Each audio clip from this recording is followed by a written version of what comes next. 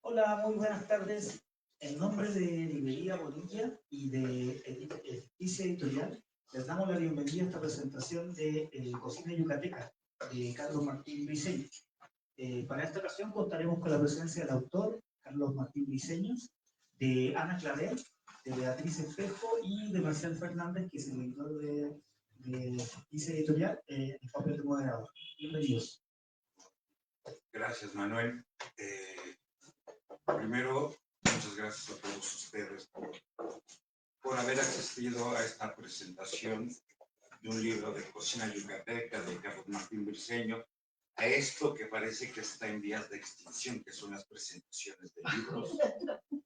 Entonces, bueno, por lo menos le podrán decir a sus hijos, nietos, que fueron una presentación y ellos les preguntarán por qué o de qué, de esta cosa rara. Pero bueno, es interesante seguir presentando libros. También lo está viendo mucha gente por medio de redes. Que a lo mejor habría que cerrar las redes para que fuera presencial y hubiera más gente. Le doy las gracias a Librería Bonilla por siempre prestarnos esta amable librería. Por supuesto a la maestra, mi maestra Beatriz Espejo, que bueno, que es un gozo que esté con nosotros. Y bueno, ahora hablaré de ella. Le doy las gracias a Ana Clavel, que por cierto el próximo domingo le hacen un homenaje en Bellas Artes. También hablaremos de ella un momento. Esto lo coeditamos este libro lo coeditamos con la Secretaría de Cultura del Estado de Yucatán. Tuvimos un patrocinio de la Xiote Lanita. Les vamos a dar sus cajitas.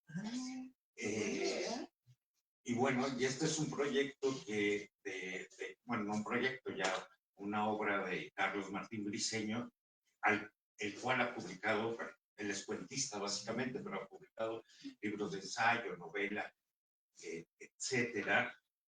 Y generalmente es un autor con el que se trabaja de manera muy amable, pero con este libro dio una lata que no era lo que me explicaba, lo que no me explicaba. Pero bueno, salió muy bonito. Muy bonito. Y bueno, paso a darle la palabra a Ana Clavel.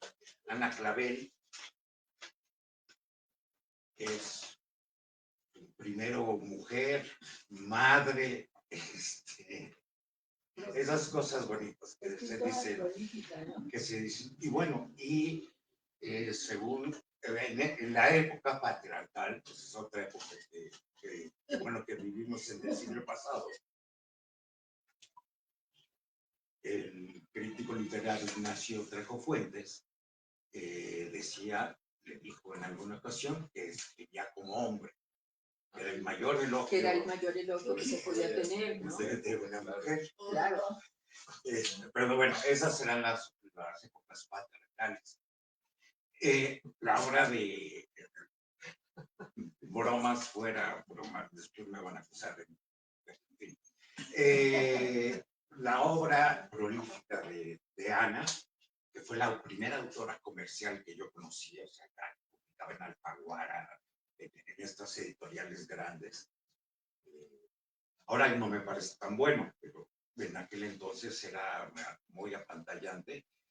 Tiene una narrativa que linda en lo erótico, en lo perverso, en el sarcasmo. Sí. Es de repente muy, muy exquisita y de repente incluso da miedo lo que uno está leyendo. En el buen sentido, ha ganado, bueno, tiene de entrada 7 novelas. Tampoco son muchos. Yo conozco autores que se la pasan publicando cada año y que tienen ya 40 títulos. 5 libros de cuentos, uno de introducciones, 2 de ensayo, y entre otros premios ha ganado el Nacional de Cuentos Gilberto Owen, el de novela corta Juan Rulfo, que otorgaba, no sé si siga, Radio Francia. El cuento sí, en novela corta ya no. Que era un, bueno, no sé, pero era como todo en el siglo pasado, ese era un concurso en el que todo el mundo entraba porque se lanzaba en París. Creo que ese premio porque es internacional, no lo ganó Mauricio Carrera. Es el único que no. Y bueno, y el premio iberoamericano de novela Elena Poniatowska, entre otros. Te cedo la palabra que gana. Bueno, y sí, les vuelvo a recordar, a las 12 nos vamos a ver muchos amigos en Bellas Artes para celebrar la literatura de Ana. El domingo próximo, cordialmente invitados al ciclo Protagonistas de la Literatura Mexicana. Que la verdad, desde que yo era pequeñita, es decir, cuando empecé a publicar. Bueno, sí se oye, pero no el micrófono. Sí. ¿Qué pasó? Le añade un poquito el micrófono, pero sí se oye. Se oye bien, nada más. Se oye muy bien. Es que espero que se oiga mejor. ¿Sí? Sí. Lo que les decía es que cuando era muy joven, ese ciclo que yo empecé a publicar muy joven, mi primer libro fue a los 23 años y justo lo publiqué en 1984. Entonces se cumplen 40 años del libro publicado, no de textos individuales, premiecitos que me fui agendando. Y lo digo con mucho orgullo porque yo no pertenecía a ninguna tribu, ni clan, ni familia literaria. Entonces yo me fui abriendo paso, entre otras cosas, concursar. De pronto la gente llegó a conocer mi trabajo porque de 5 premios a los que yo entraba, pues alguna vez me sacaba uno. Y es como la lotería, si uno, que lo diga si uno no le entra a los premios, uno no se los puede ganar. Si uno no compra billete, pues no se va a sacar nunca la lotería. En fin, me da mucho gusto estar aquí con estos queridos amigos escritores. Por supuesto, Carlos Martín Briceño, que ahora sí que se ha vuelto, yo digo, el cacique literario del sureste mexicano. Y ahora, bueno, entre otras cosas, ¿no? Organizando el encuentro de cuento allá en Mérida. Van 2 emisiones. Sí. Mira, yo estaba segura de que eran 2, pero qué bueno que van 4. Rescatando una tradición de lo que ya no se hace, que es que uno pueda leer su propio cuento, ¿no? Y bueno, eso es de veras brindarle un espacio a la literatura y en especial al cuento, que es un género que por sus mismas dimensiones no suele ser tan arropado en las editoriales, ¿no? Aparte de que es espléndido narrador, espléndido cuentista, esta novela corta sobre Luis Cárdenas, el canto del ruiseñor, la muerte del ruiseñor. Espléndida novela que además, cuando ustedes estén escribiendo novela, quieran aprender a escribir novela, es una excelente novela para justo ver cómo se articula una novela, porque va metiendo el plano de la escritura con lo que es el horizonte de lo acontecido con Luis Cárdenas. Entonces, yo digo que es así como la alquimia del trabajo de escritor, es espléndida. En fin, acaba de sacar un nuevo libro de cuentos, El Reino de las... Y ese título, yo no se lo hubiera puesto. Porque de entrada es un título que puede hacer que la gente no se acerque, ¿no? Estamos tan colmados de... Sí, y por eso la gente no quiere luego acercarse a pienso, ¿no? Que puede ser contraproducente, pero ya me dirás luego cómo le fue, porque yo empecé a revisarlo y también nuevamente espléndidos cuentos. Y luego, bueno, en primerísimo lugar, la maestra Beatriz Espejo, que también fue mi maestra, fue maestra del taller de cuento en la Facultad de Filosofía y Letras de la UNAM. Entonces, bueno, le guardo muchísimo respeto y recuerdos, y además de que, bueno, he estado al pendiente siempre de su producción literaria. La he acompañado en algunas presentaciones donde justamente se hace ahí referencia a su obra. Y bueno, ya el caso de Marcial Fernández, que además de compañero de generación, editor, amigo, ¿no? Cómplice de aventuras. Entonces, bueno, qué bien arropada esta presentación de Cocina Yucateca, Crónicas de Infancia y Recetas de mi madre. Escribo un texto, qué bueno que nos acompañan. Ahora sí que se los comparto. Saberes del sabor. El placer del saber comienza con los labios. ¿Por dónde si no nos entra el mundo si desde el principio somos bocas que se beben la constelación del pecho materno? Curioso que el saber de sabor y el saber de conocer compartan en nuestra lengua sonidos y resonancias. Como sucede en la comunión eucarística, en que somos una suerte de caníbales espirituales, al devorar al Hijo del Hombre, consagrado en vino y pan, o la mítica manzana de Adán y Eva proveniente del árbol del conocimiento. No obstante su papel primordial en nuestras vidas, nada más efímero o más difícil de capturar en palabras que el mundo de los olores y los sabores. Y esto no lo digo yo, si ustedes han leído El perfume de Susskind, justo allá está esa aseveración, en otras palabras, ¿no? Sin embargo, por una extraña coincidencia, esos mundos se asocian a los poderes de la memoria que nos regresa al pasado y a su esencia de paraíso perdido.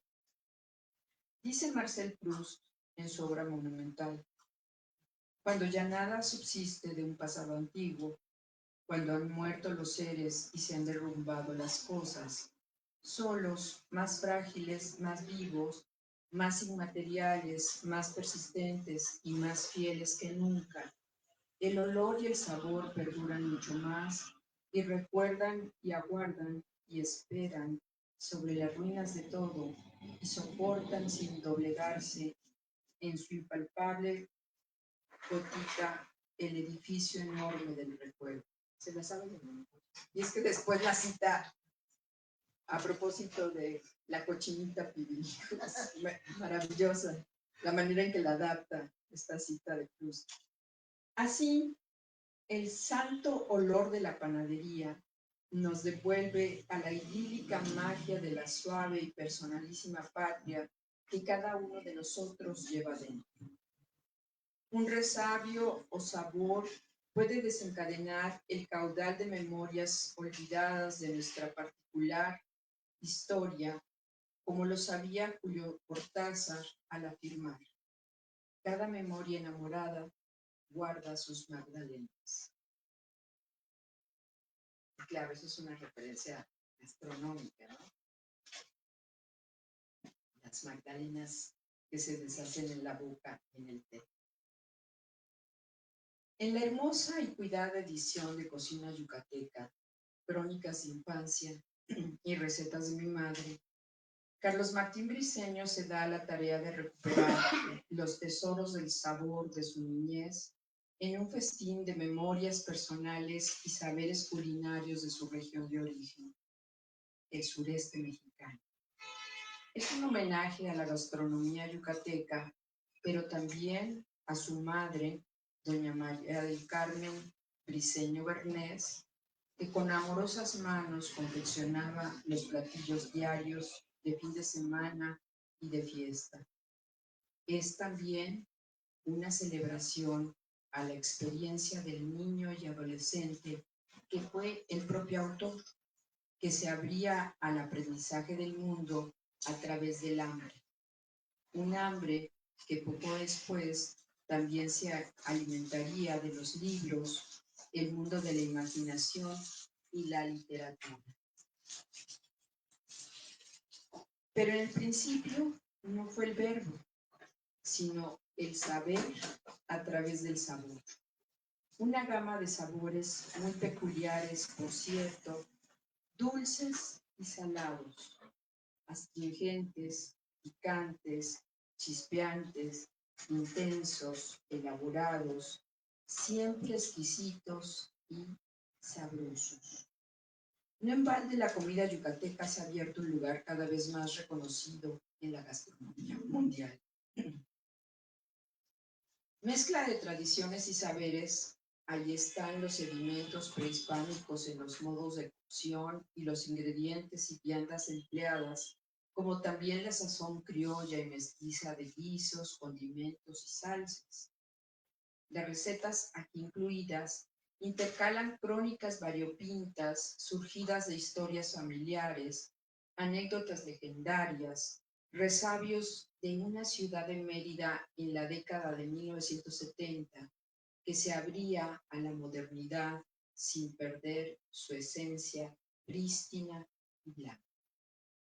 Y de manera destacada, las referencias literarias que poco a poco fueron deleitando la mirada hambrienta de aventuras y conocimiento del joven lector.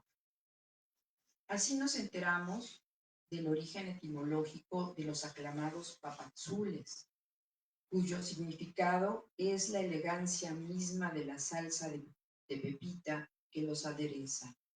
Un verdadero manjar de salud. Manjar para caballeros, o de la leyenda del gobernador Felipe Carrillo Puerto, que agasajó a los poetas Carlos Pellicer, Enrique Sureña, Jaime Torres Bodet y al pintor Adolfo Besmogar, un 3 de diciembre de 1921, con un almuerzo a la orilla de un cenote de Motul, en el que los invitados celebraron la exquisitez de los así llamados huevos motuleños, cuyo creador, el cocinero Jorge Siquet Febles, supo combinar los convencionales huevos estrellados con la tortilla tostada de los populares panuchos y una salsa de tomate frito y jamón y queso amarillo picados y chícharos y tiras de plátano macho que endulzan la alegría salada del paladar. Recordar la matanza de pulpos gigantes de 20.000 leguas de viaje submarino de Verne como preludio de la receta de pulpos en su tinta. Nuestro autor revela haber leído esa obra de niño y releerla con gozo en la colección Bruguera y compadecerse de los pobres pulpos, por más que alguno se llevara a un miembro de la tripulación del Nautilus al abismo del mar. No sin un sesgo de humor que solo puede ser posible en labios de un goloso de la comida del sureste, nos confiesa. Siempre me pregunté cuál fue el destino de aquellos grandes trozos de molusco que quedaron desperdigados sobre la cubierta al término de la lucha. ¿Los devolverían al mar? ¿Se los comerían? Y en caso de que hubieran optado por lo segundo, ¿en qué forma?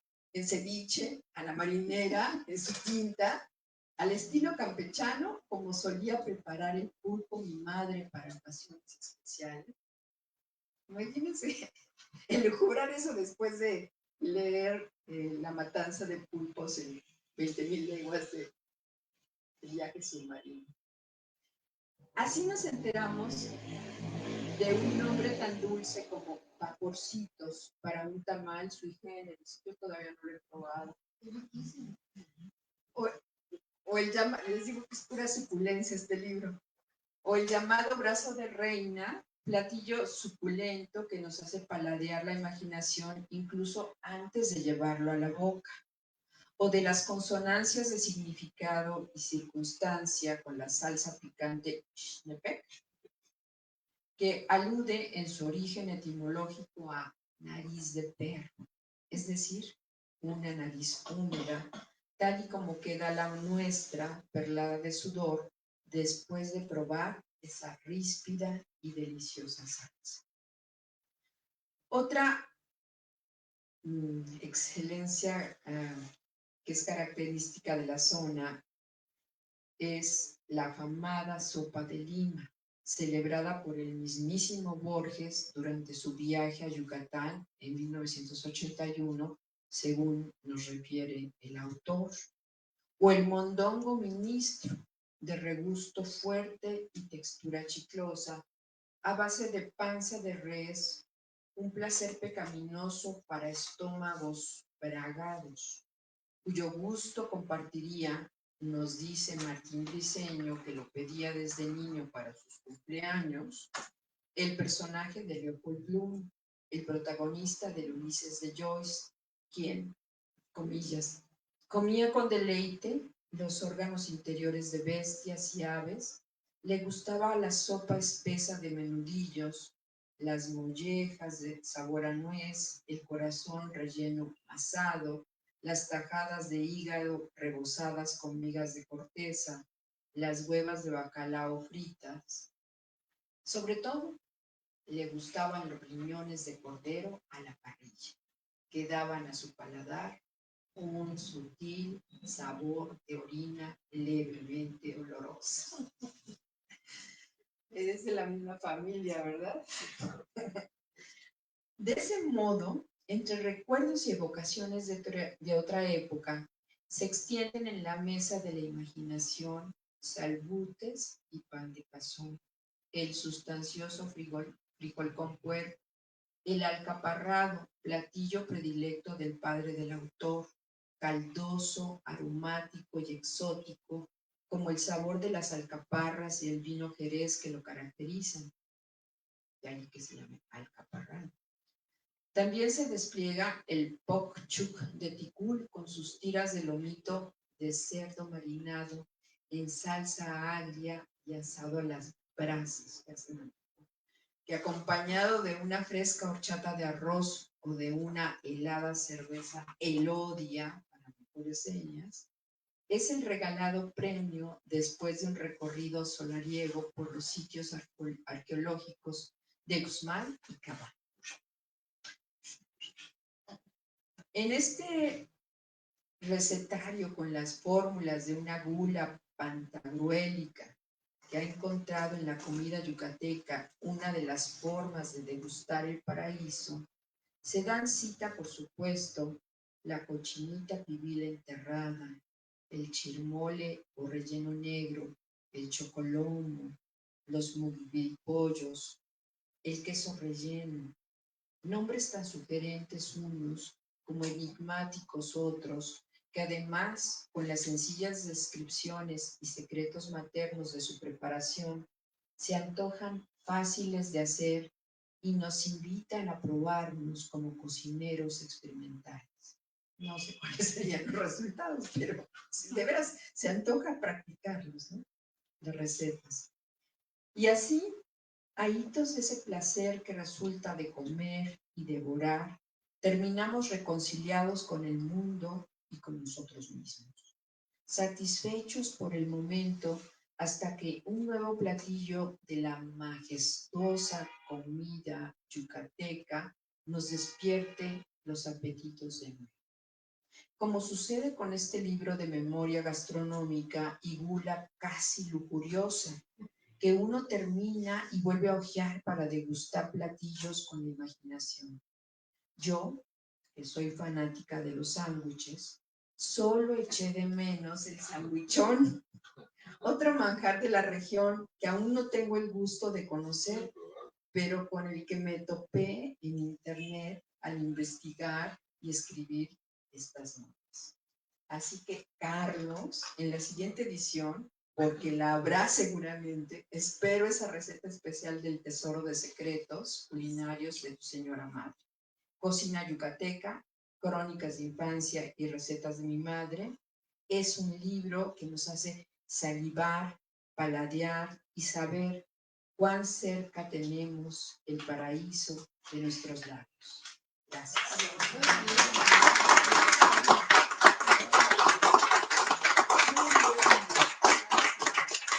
Gracias, Ana.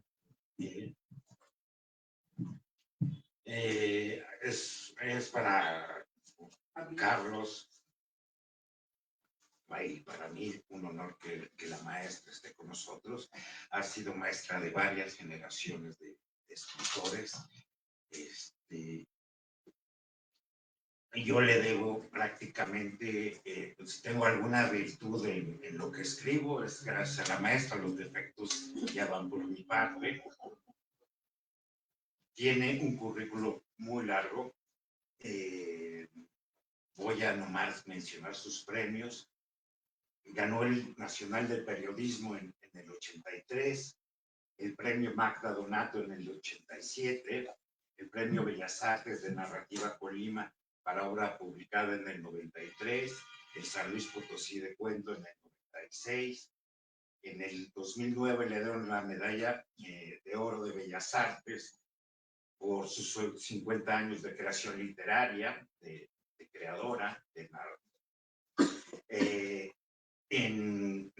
nació la maestra en Veracruz y la adoptaron en Yucatán, también eso viene a colación, y en Yucatán se celebra el que pienso es el concurso de cuento literario nacional con más prestigio en México, que bueno, es de los pocos libros que se han agotado en ficticia.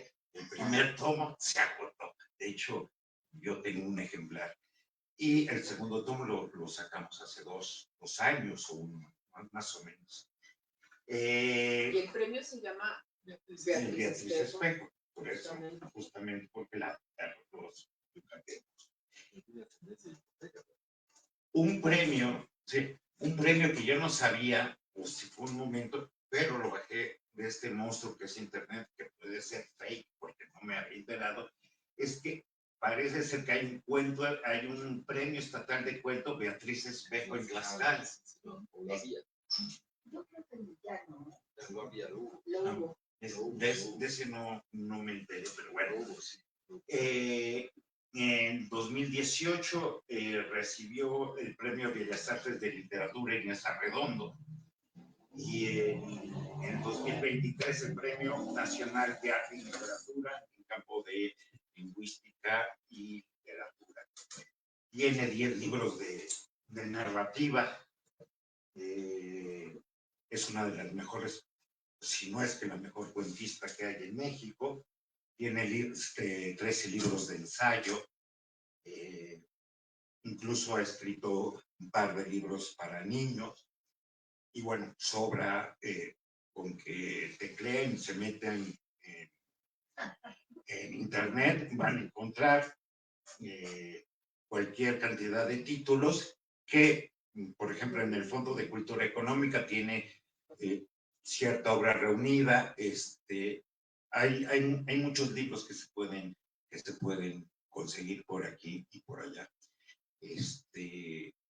Nunca se aventuró a las editoriales comerciales. Sí. ¿O sí? El Alfaguara y el Fondo. Bueno, el Fondo no. Bueno, era otro fondo. Pero Hablemos.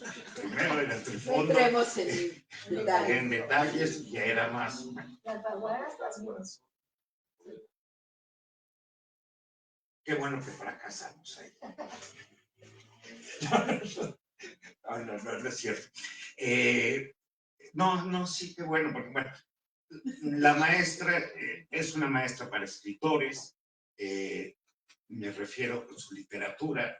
Es un gozo leerla, entender, así como decía Ana, que no estoy muy de acuerdo con lo que dice de la novela de Carlos. De Carlos, lean a la maestra y van a encontrar las estructuras, sí, para armar un cuento, para armar un ensayo, montadas sin fórmula. Bueno, ese es un asunto. Y una cosa que sí, traigo ahorita la locura de las editoriales comerciales, porque ya no nos dejan básicamente meter libros a las librerías. Las librerías ya no están aceptando a los independientes, porque están haciendo unas cosas espantosas, pero bueno, es un duopolio ahí, ¿no? Antes nos quejábamos de ellas porque nos hacían competencia de ahora nos hacen competencia desde ellos y el fondo. Entonces, bueno, traigo ahí una espinita que no viene el caso. Ya, incluso ficticia, que era un editorial especializada en cuentos en donde publicaba Carlos, pues ya tenemos que publicar libros de cocina. Pero bueno. ¿Pero qué libros de cocina? No, bueno, estaba, sí, pero es, no me enorgullece.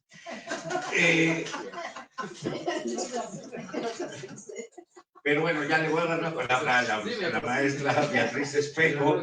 Este libro lo habíamos pensado como un librito bonito de mesa, etcétera. Te lo voy a explicar por qué. No lo explico, no lo voy a contar. Solamente quería decir que Rodrigo hizo un trabajo magnífico, encantador como todo lo que hace Rodrigo. Y bueno, le voy a dar la palabra a mi maestra.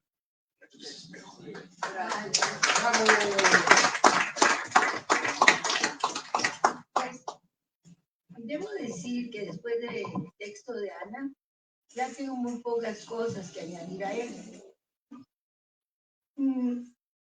Aquí viene a cuento mis orígenes, mi parte yucateca que viene por mi padre, por lo mucho que amo Yucatán, por lo mucho que la visito, por las temporadas de progreso que yo pasaba año con año, porque mi papá, su ilusión era casarme con un niño de la casta divina, que no me gustaban porque jamás habían leído un libro, se quedaban borrachos en las fiestas y en el hombro de sus novias.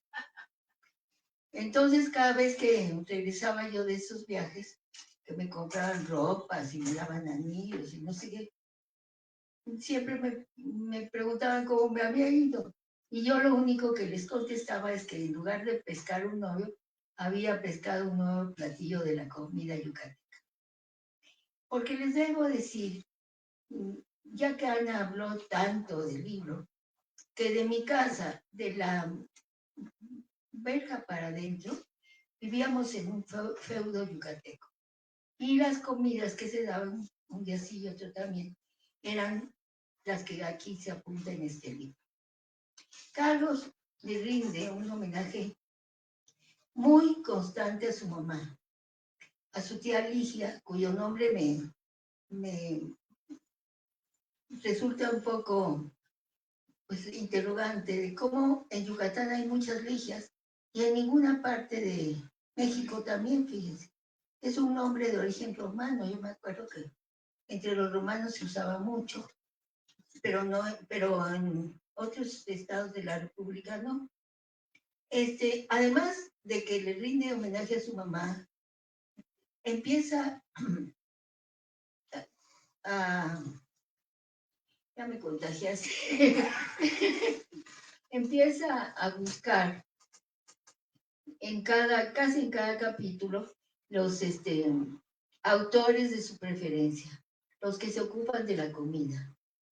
Por ejemplo, en Neruda, la Oda al Mar, y dice que la comida es un milagro, con eso termina. Y sí es cierto. Yo creo que la comida, como el amor, solamente se puede entender por la experiencia.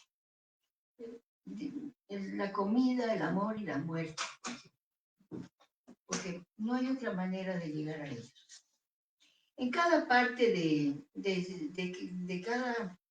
Empieza el capítulo con el famoso viaje de Vasconcelos, que tú omitiste por fortuna, porque algo me para recordar.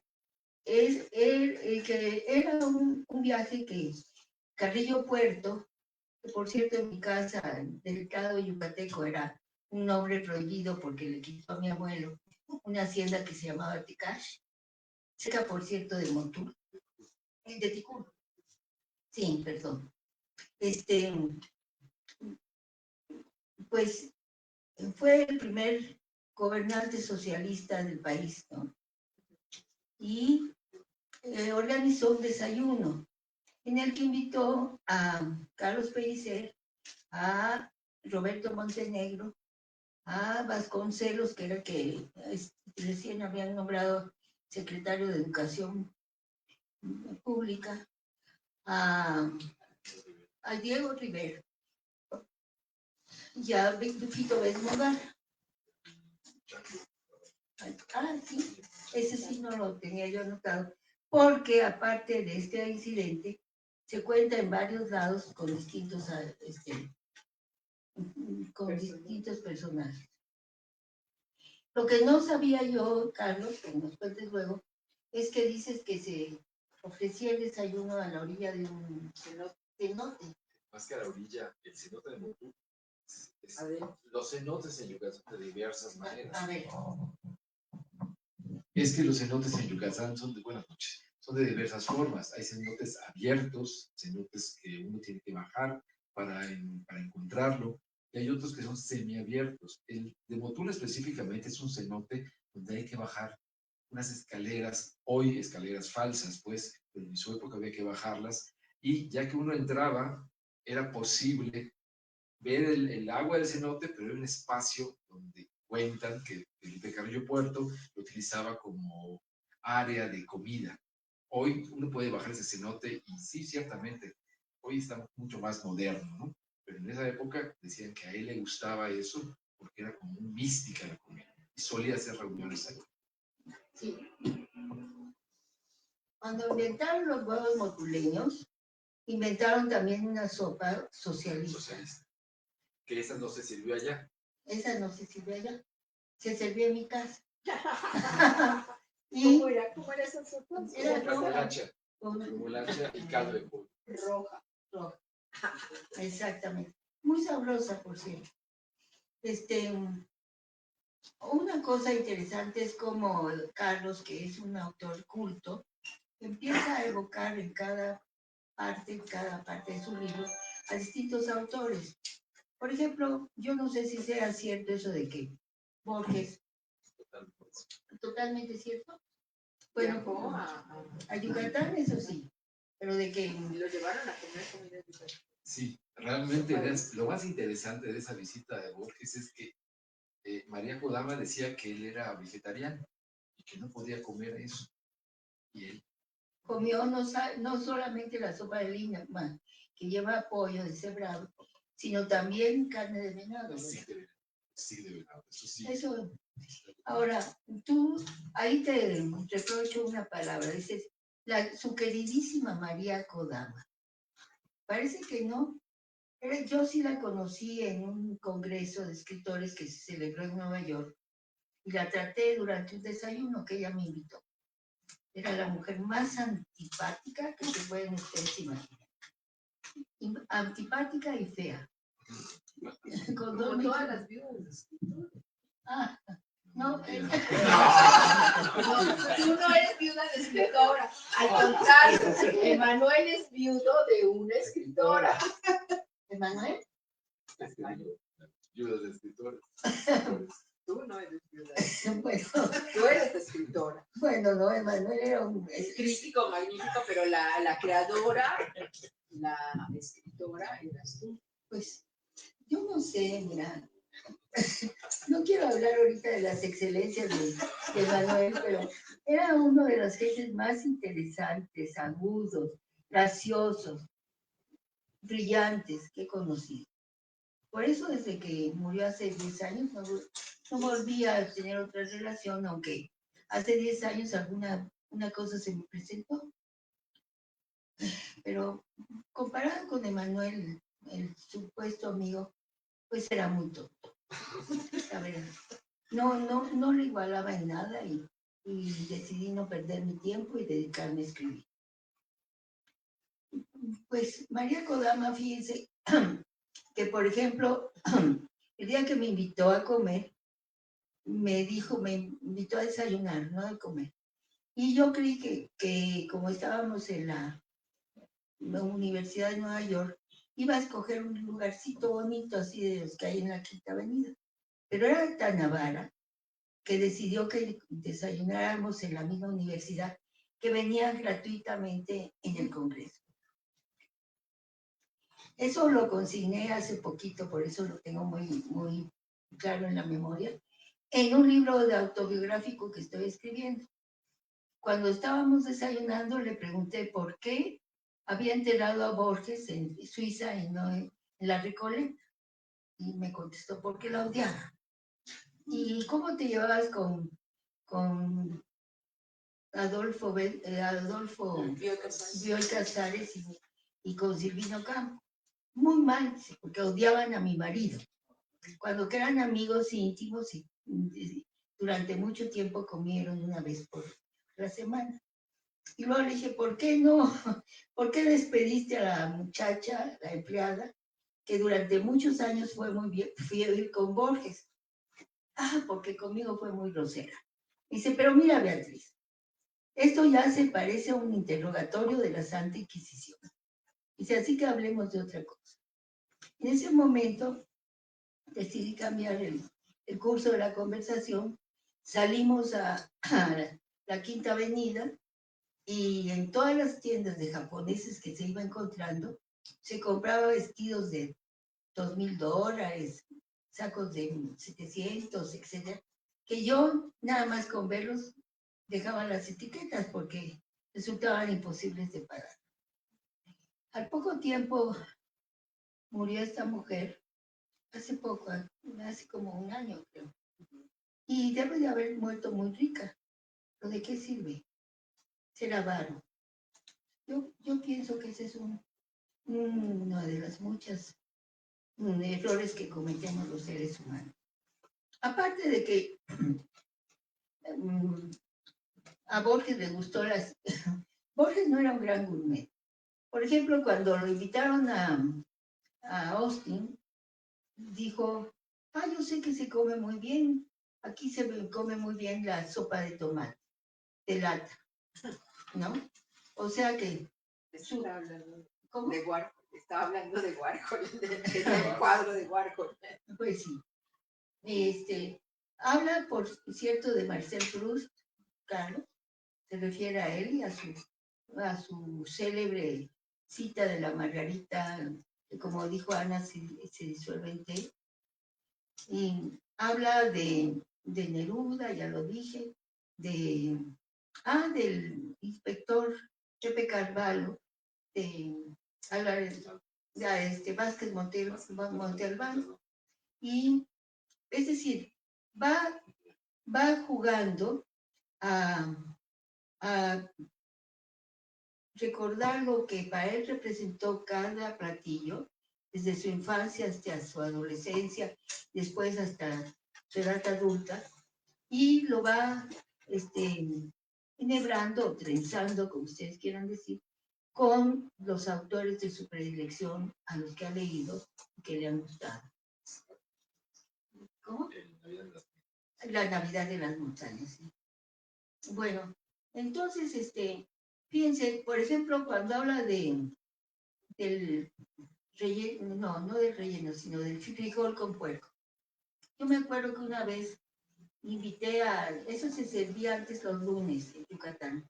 Cada lunes, en todas las casas yucatecas, como dice Carlos, se servía el frijol con puerco, que es un platillo fácil de cocer y de preparar. De cocer no tanto, porque el frijol tarda. Pero hablas de frijol colado, Carlos. Yo me acuerdo que el frijol colado sí no lo tocas, pero el frijol colado que se hacía en mi casa era dificilísimo de hacer. Se ponía en una coladera y se iba sacando la pulpa de cada frijol y eso caía a un sartén con aceite de cerdo o manteca de cerdo. Y riquísimo. Se llamaba frijoles mantequilla. Pero duraban haciéndolo como 2 o 3 horas. ¿No? Sí, lo que sucede es que ahora hay muchos implementos que lo hacen más rápido. Antes no existía la licuadora, ahora con la licuadora se hace rapidísimo. No, pero no, pero la licuadora no es lo mismo. No es lo mismo, pero las amas de casa contemporáneas pues Ya tienen no que tienen tiempo. decidieron hacerlo de otra manera. Bueno, por eso no lo citas. Otra cosa, Fíjense que algún día yo di un frijol con puerco en mi casa a un personaje que pareció espantoso. No le gustó nada y pensó que era un platillo para campesinos. Por el color. No, porque es fácil, porque la combinación de sabores y además, pues no es un platillo costoso. ¿Sí? Pero luego invité también a Miguel Sabido, que tiene herencia yucateca como yo, y se comió 3 platos en otra ocasión. O sea que todo depende de cómo uno ha sido educado y cómo te acostumbras a la comida. Yo creo que este libro, que está por cierto muy bien escrito y muy bien editado, es verdaderamente muy digno de que sea comprado y leído. Y además, yo lo voy a atesorar entre mis libros de cocina, que tengo muchos, porque me gusta mucho cocinar. No sé, cuando decidí entrar a la Facultad de Filosofía y Letras, que yo era muy niña, mi papá me puso como condición 2 cosas. Una, que me fueran a dejar y a recoger. No tenía en cuenta que a veces yo me salía por la parte de atrás. Y otra, que aprendiera a cocinar gracias a mi abuela yucateca, que me pedía que me presentara con un papelito y una pluma para ir anotando todos los ingredientes. Gracias a eso, conservo todavía algunos platillos que aprendí gracias a ella, que era una verdadera maga en la cocina. Yo creo que la cultura culinaria, como dice Carlos, es quizá una de las cosas más importantes que podemos tener los seres humanos, sobre todo cuando están bien hechas las cosas. Por ejemplo, los puntos en su tinta, el bacalao a la vizcaína, que él acabó anotándolo como bacalao a la mexicana, que luego en el recalentado se tomaba en mi casa, por ejemplo, con unos panes que hoy ya no existen, que se llamaban cocoles. ¿Sí? Cocoyoles. ¿El cocoyol? Cocoles. Sí. Sí, ¿verdad? Y una serie de platos. Hay Beatriz, hay un platillo que te recomiendo que se llama filete Nelly. Ese no es yucateco, pero es buenísimo.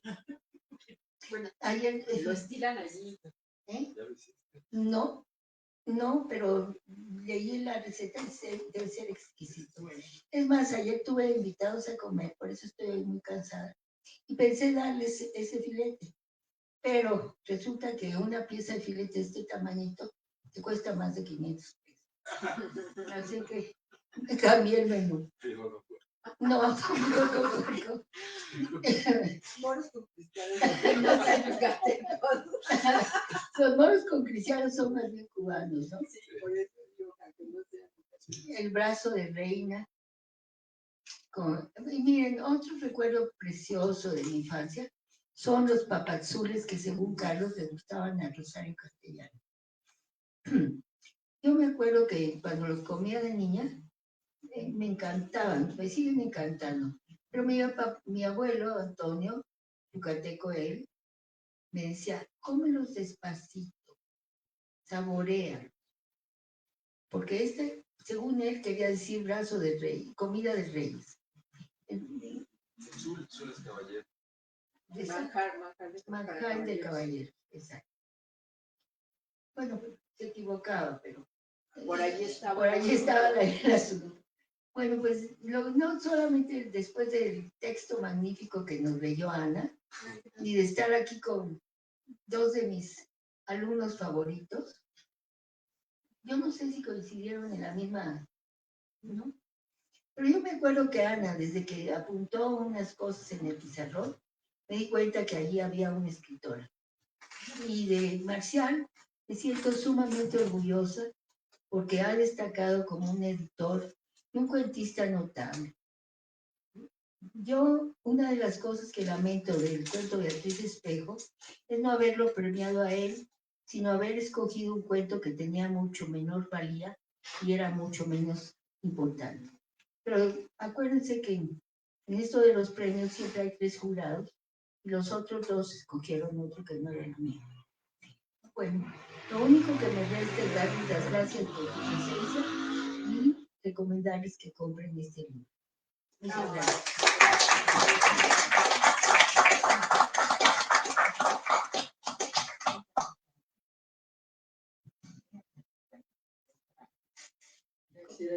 Lo cual habla que el concurso de Beatriz Espejo es un concurso honesto.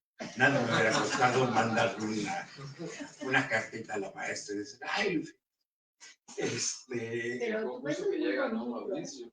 Mauricio sí lo ganó. pero él sí hizo una llamada. De la cartita. Él sí ya Luego hay fue. gente que ataca mucho los premios, pero la verdad es que luego no saben lo que está Lo que hay detrás detrás. y que la mayoría de las veces los premios no son injustos en el sentido de que muevan a influencers, sino que son opiniones diferentes, el jurado, y de pronto uno elige y el otro dice, y es una discusión, cada uno está defendiendo, y luego ya sabes, de pronto se premia al cuento o al libro en el que coincidas con los otros. A veces ni siquiera es el por el que realmente tú apostarías.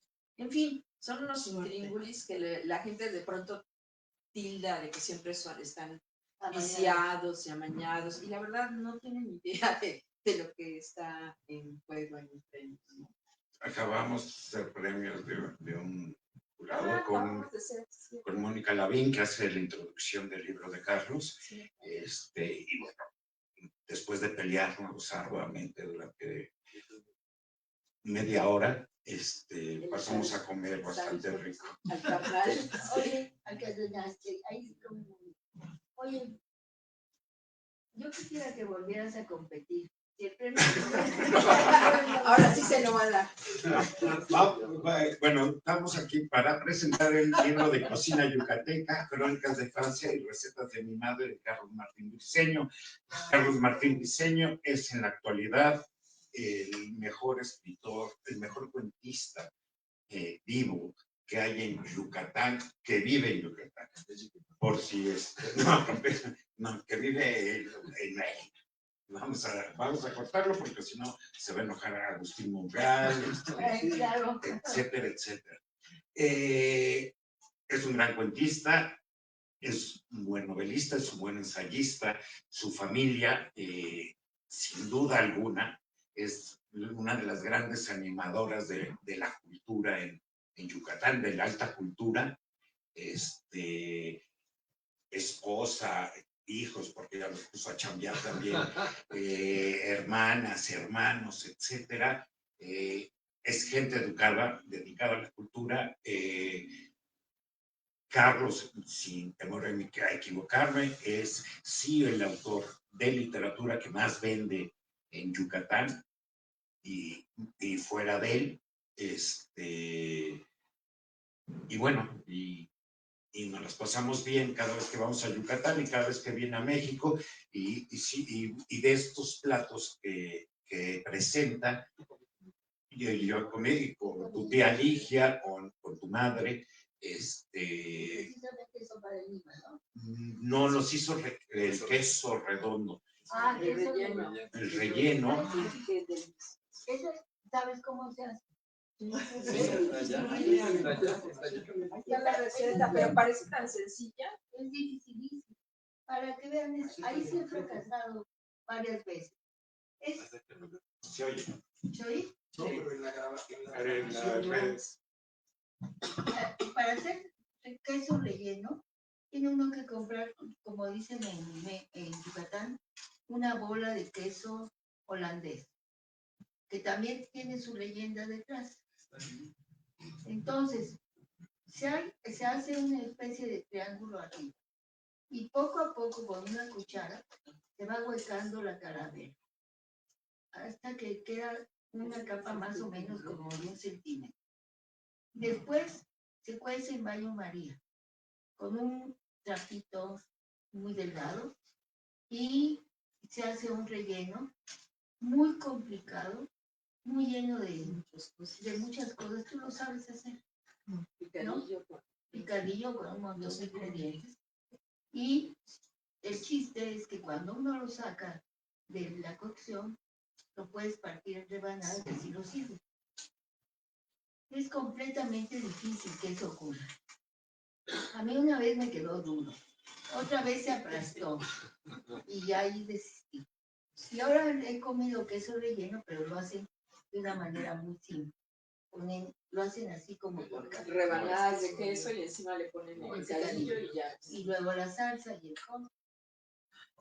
Bueno, le damos la palabra a Carlos antes de seguir con personajes y personalidades. Pues, bueno, pues, ¿se oye bien?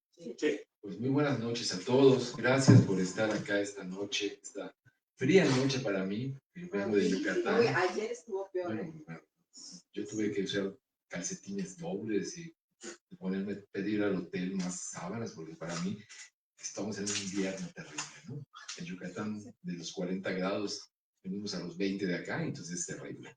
Pero muchas gracias, Mauricio, muchas gracias, Guadalupe, muchas gracias también aquí está Beatriz Graf, también gracias, Alonso, también a mi querido José Casar, que hace mucho que no te veía, gracias por venir, y a ustedes también por estar acá, y sobre todo a también aquel fotógrafo que yo tenía el gusto, a Pascal, y sobre todo a mis tres presentadores que son mis amigos, a los cuales quiero muchísimo, a Beatriz, que Beatriz me dijo, Carlos, voy por ti, la voy a quemar, y eso se lo agradezco enormemente.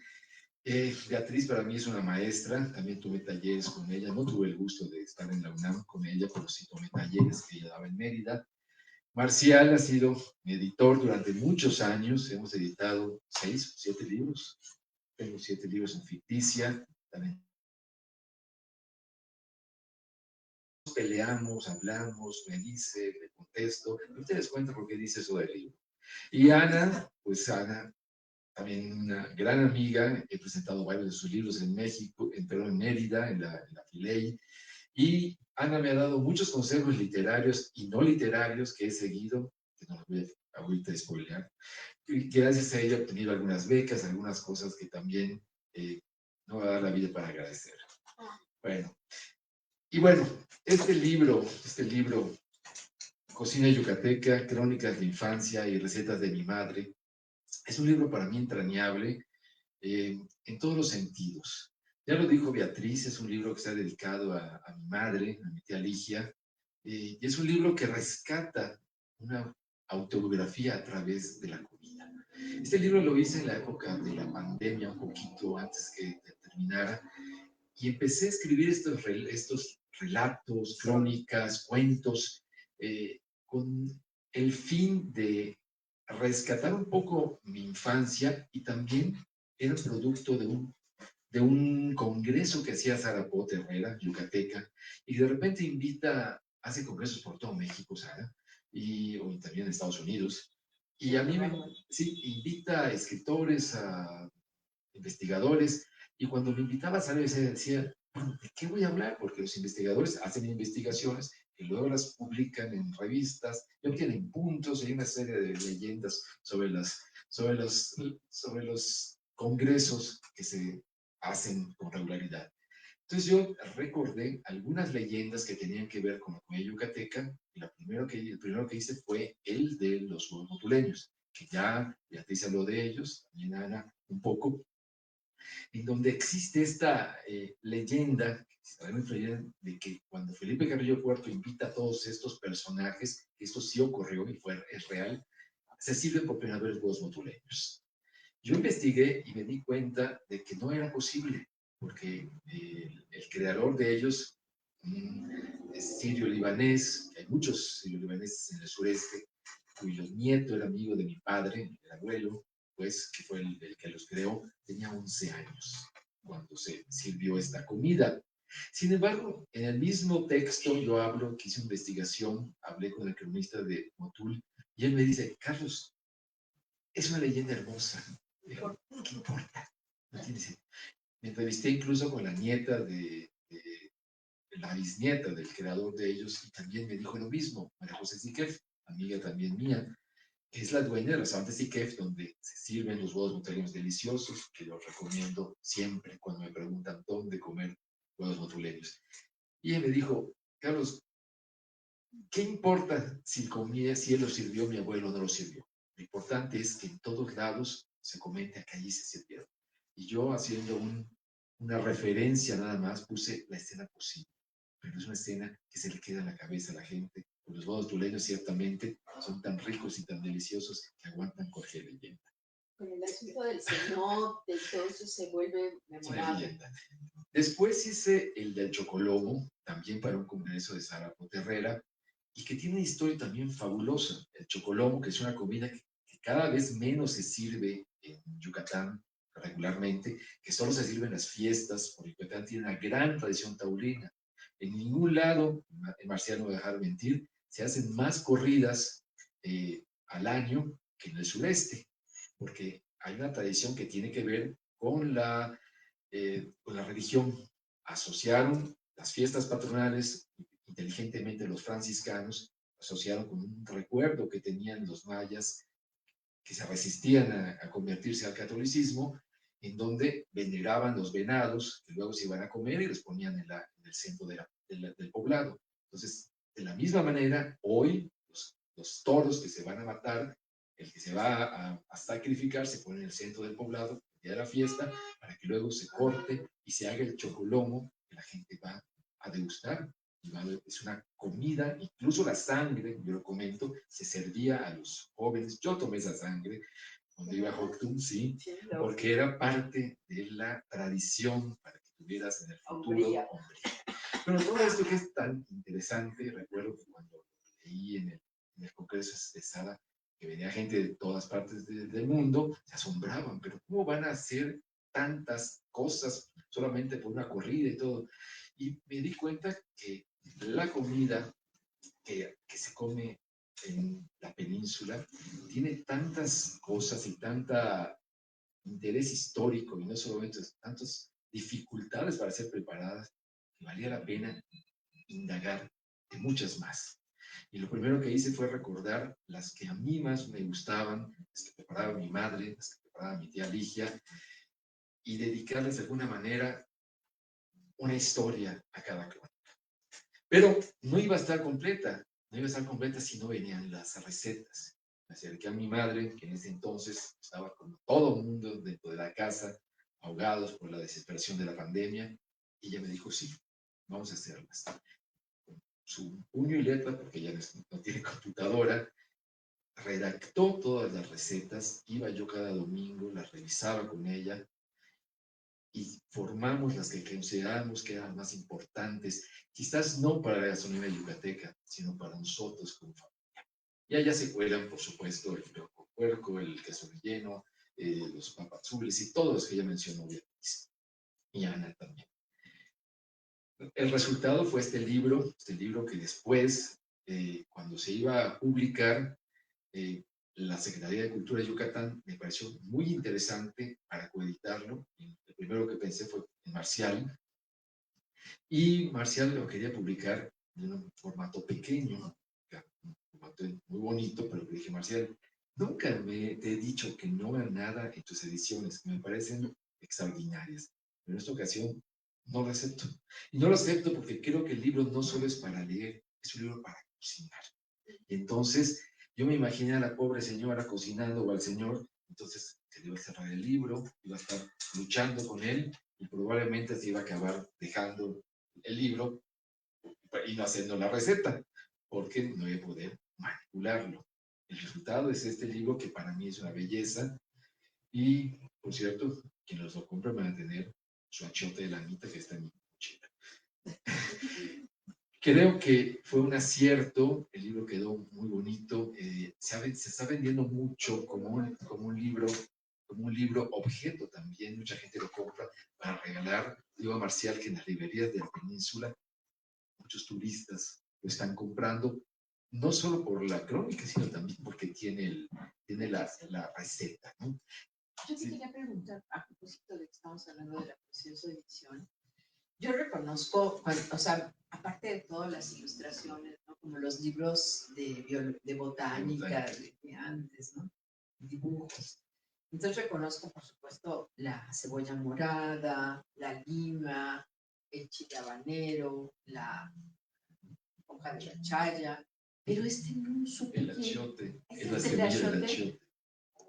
Yo pensé que sea cacao. No, es la semilla del achiote. Ok. Tiene una connotación un poco erótica también. Ajá. Vagina. A ver, ¿cuál es? A ver, ¿cuál? La semilla del achiote. Una vagina, una ojiva. Pero bueno, y también ya para no cansarles, creo que la comida y la música, y lo menciono acá, son dos de las artes, porque la gastronomía es un arte, que más nos remontan a la infancia, nos remontan a buenos recuerdos por lo regular y al pasado, ¿no?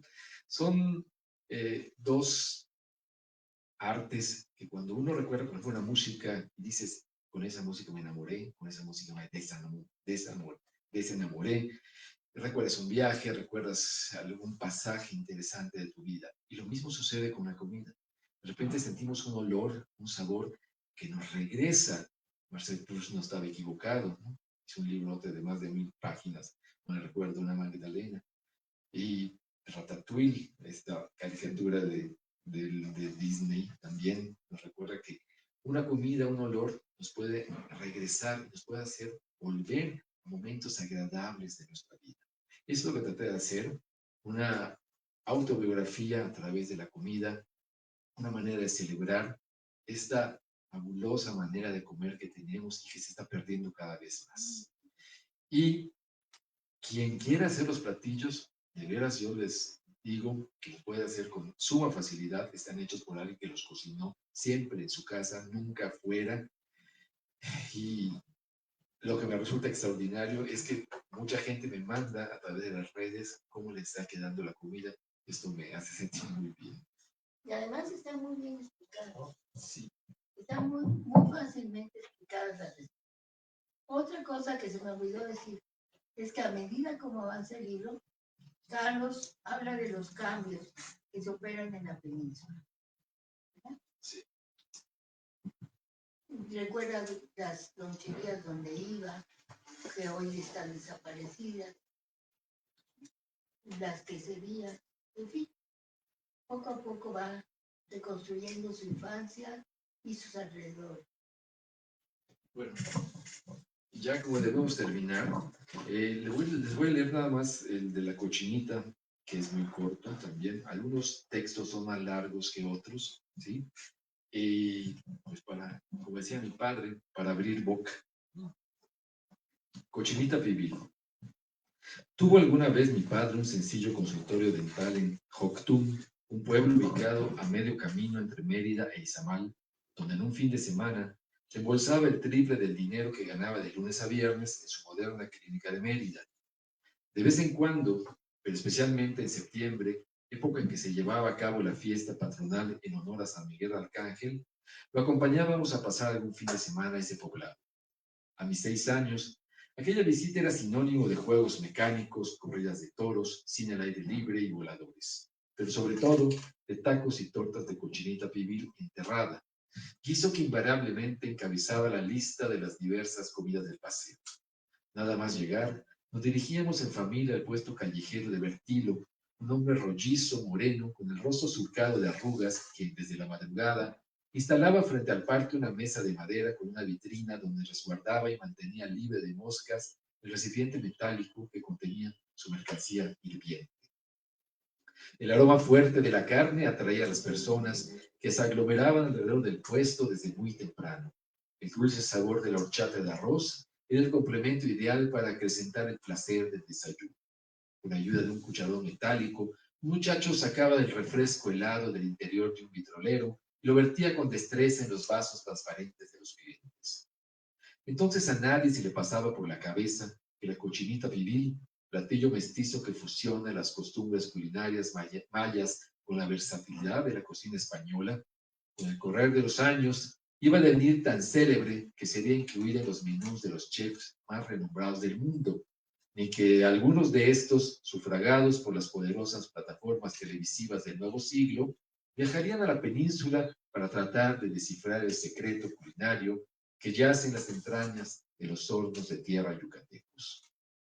Medio siglo después, mientras escribo estas líneas, parafraseando a Marcel Proust, reconozco que a pesar de haber probado en cientos de lugares este mismo platillo, preparado por manos diversas, aquellos olores y sabores que gocé en el puesto callejero de Bertilo perdurarán mucho más sobre las ruinas de todo y soportarán sin doblegarse en su impalpable gotita el edificio enorme del recuerdo.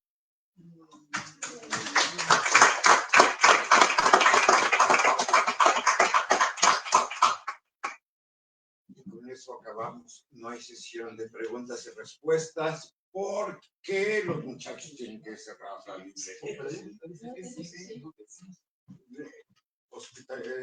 Es el truco. ¿Alguien quiere comentar algo? Una pregunta, dos. Dos preguntas, Carlos. La primera, ¿sabes cocinar? Y la otra, ¿cuál es tu platillo yucateco favorito?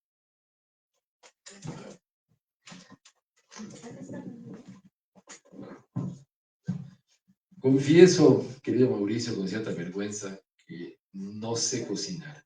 Cocino, sí, ciertos platillos que he aprendido, sí, viendo cómo los cocinaba mi madre, pero son los más sencillos. El bistec de vuelta y vuelta, que aparece aquí, el sig de venado, que ese no aparece aquí. Hablo de la comida yucateca, ¿no? Los papazules, por supuesto, que son fáciles de hacer porque uno ya puede comprar la pasta en los puestos, en el mercado. Los huevos butuleños, pero los platos complicados no los sé cocinar. Esto es algo del cual me arrepiento, pero por eso hice el libro, para que no se pierdan. Y mi platillo favorito, sin duda, es el queso relleno. A mí el queso relleno me parece una fusión increíble de sabores europeos con sabores mayas, con sabores españoles, y cuando está bien hecho. Pero cuando no está bien hecho, se vuelve una cosa terrible, y antes no dejar de mentir. Entonces, sí, el queso relleno tiene una mezcla de sabores y olores que seducen a cualquiera. Marcial Fernández lo comió una vez en casa de mi madre, ¿sí? ¿Te acuerdas? Y repitió. Y repitió. No se queda la chiva. ¿Alguien más quiere hacer un comentario, una pregunta? Nada más como un apunte acerca de la cochinita pibil, ahora que estamos en tiempos de la corrección política, género y demás.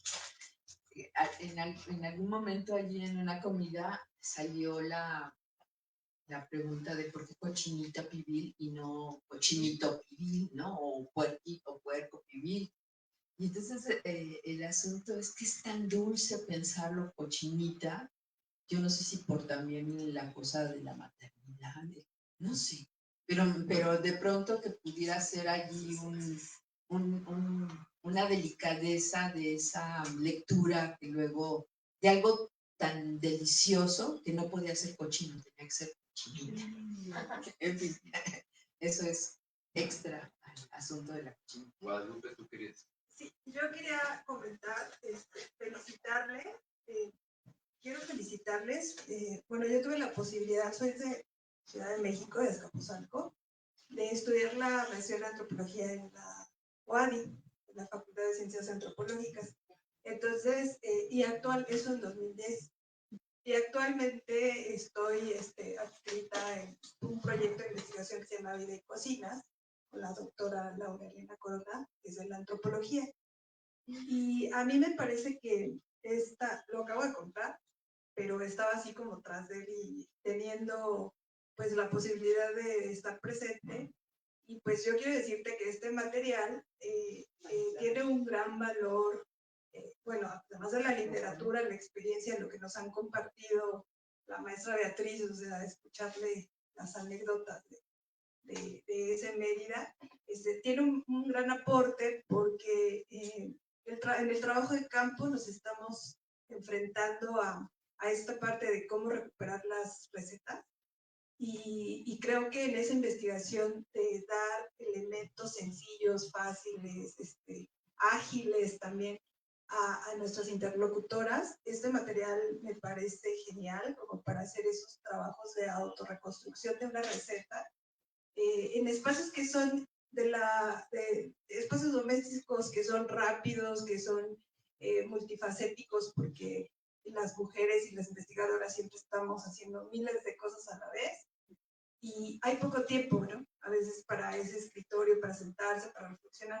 Sin embargo, estamos haciendo pues metodologías, estrategias para poder recuperar en un diario, en una pequeña libreta, las recetas de muchas mujeres en muchos lugares. Entonces quiero agradecerte el material y efectivamente pues es un acierto también para el editorial y bueno pues te deja también un saludo a la chef Kiara, yucateca, que no pudo venir, que tiene ahorita oferta de comida. Es un proyecto, no es una yucateca. Entonces este material también ella está interesada en. Pues agradecerlo del lado de la antropología y de la gastronomía. Gracias. Bravo. Gracias.